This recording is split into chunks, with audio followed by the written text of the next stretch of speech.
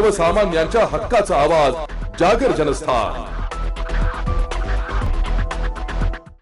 नाशिकच्या सातपूर परिसरामध्ये आज 10:30 वाजेच्या सुमारास तेजस गंगाराम वंशे हा सातपूर कडून शिवाजीनगरकडे जात असताना बाबासाहेब बेकरी या कंपनीजवळ पाठीमागून आलेल्या सिमेंट कॉन्क्रीट मिक्सर ट्रकने तेजसला पाठीमागच्या चाकात फरफटीत नेलाय। त्यात 22 वर्षीय तेजसचा जागीच मृत्यू झालाय। या घटनेचा थरार सीसीटीव्ही कॅमेऱ्यात कैद झालाय। कामाच्या शोधात सातपूर MIDC मध्ये तेजस आला होता। घरची परिस्थिती अत्यंत हलाखीची असल्याने वडीलही काम धंदा करीत नसल्याने व 3 बहिणी असल्याने सर्व कुटुंबाची जबाबदारी तेजस वरतीच होती।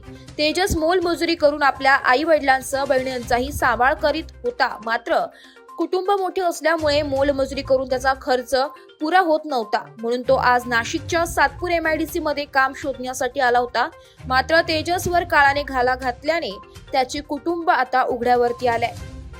जागर जनस्थानसाठी प्रतिनिधी भूषण जैन, नाशिक।